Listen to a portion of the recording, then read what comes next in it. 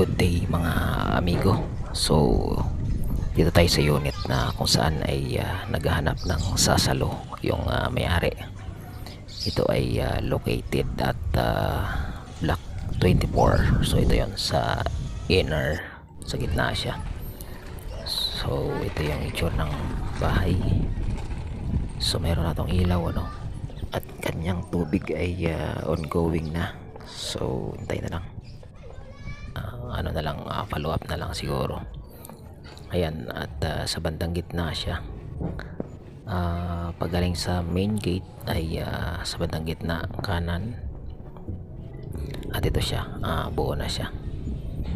At turnover na yan, no. So